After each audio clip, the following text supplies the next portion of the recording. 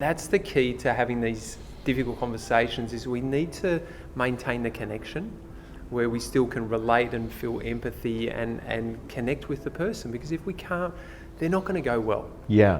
You know what I like about this, Scott? Yeah. A lot of real estate education is about they're going to say this, you're going to say this. Yes. They're going to say this, you're going to say this. So there's like this roadmap written saying, Yes. we know exactly Yes. what's going to be said, which Yep. is not the case. There's 8 billion people on this planet. There's not like Yep. this thing that this is 100% going No. to be said by that person. No.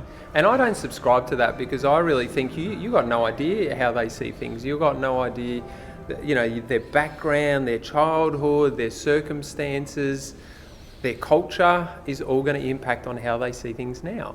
So I'm not going in with a prescription of, well, you should do this. Just go in open. Yeah. Go in wanting to understand, seeking to understand.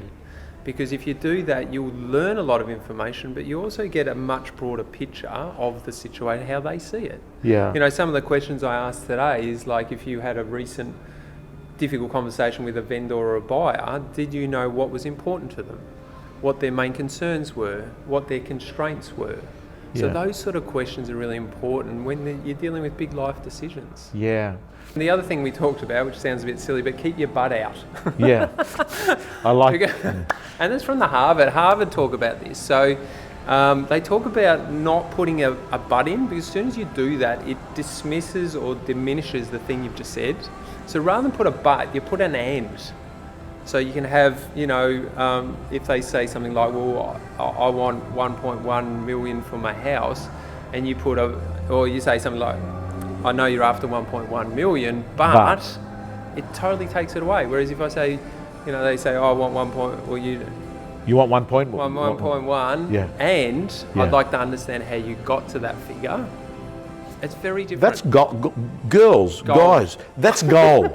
I think a simple thing, I know you want 1.1, and I'd like to know, how did you arrive at Yeah. that number? Yeah. That sort of opens up a It world. opens it up. Yeah. Because then you understand where they're getting their figures from and why, and then you can share how you see it. Yeah.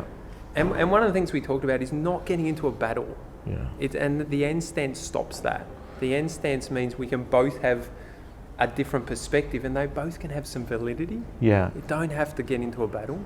And that's sort of linked into step 3, which is around collaborative agreements and something called the law of indirect effort. That concludes the free video. As you can see, there are a number of ways that you can be successful in real estate, and the Real Estate Gym is basically making sure that we find everything that every top agent in the country is doing to be successful. Real Estate Gym members get all their tools, templates, all their scripts, all their information, so they can design their own personal system to success. The Real Estate Gym doors are closed. You can get on the waiting list for the next opening. Just go to realestategym.com.au.